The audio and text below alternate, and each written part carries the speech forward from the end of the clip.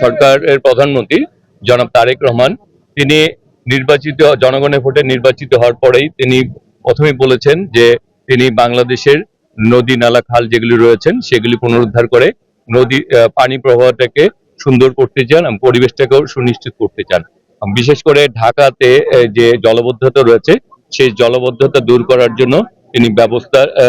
নিয়েছেন এবং সেই জন্য তিনি এই জলবদ্ধতাকে দূর করার জন্য যেটা বাস্তবধর্মী এই কাজগুলি করে এই ঢাকাবাসীকে জলবদ্ধতা মুক্ত করতে চান। আমি ঢাকা ৯-এর নবনির্বাচিত সংসদ সদস্য হিসেবে আজকে আমরা এখানে এসেছি মূলত আমাদের এই নির্বাচনী এলাকায় মান্ডা এবং জিনালি খাল এই দুটি খাল এখানে অবস্থান করছে। এই দুটি খালের পানি প্রবাহকে যদি সুনিশ্চিত করা যায়, সাথে সাথে আমাদের ওই কাজলা যে খালটি রয়েছে সেটিকেও যদি এটার সাথে সংযোগ করে যদি এই পানি প্রবাহ সুনিশ্চিত করা যায় তাহলে জলবদ্ধতা থেকে আমরা ঢাকাকে মুক্ত করতে পারি।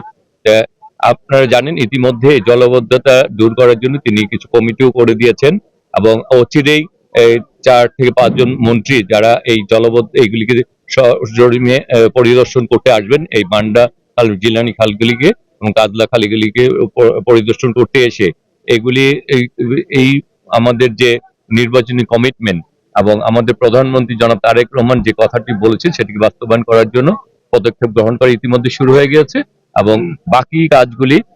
বাস্তবায়ন করার জন্য পদক্ষেপ গ্রহণ করা হচ্ছে। আসলে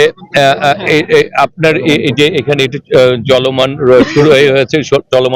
চলমান শুরু করেছে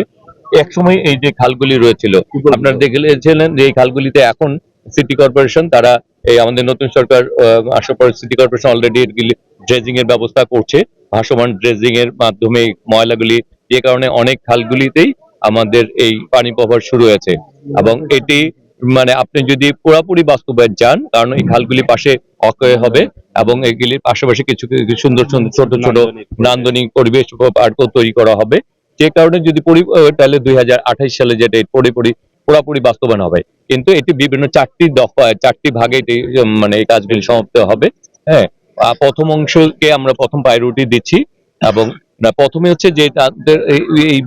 এই অচিরেই যাতে এটি পানি প্রবাহটাকে নিশ্চিত করা যায়, বিশেষ করে মান্ডার জেলায় এবং খনন কাজ চলছে এবং খনন কাজটি ময়লা আবর্জনা পরিষ্কার করা হচ্ছে।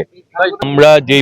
পরিকল্পনাটি বাস্তবায়ন করতে চাই সেটি হচ্ছে যে খালটিকে পানি প্রবাহ যেমন সুনিশ্চিত করতে চাই, পাশ দিয়ে ওয়াকওয়ে তৈরি করতে চাই। তার যদি আমরা সেই কাজটি পরিপূর্ণভাবে ইনশাল্লাহ আমরা বাস্তবায়ন করতে পারি তাহলে এটিতে পরিবহনের ব্যবস্থা করা যাবে। কারণ আমরা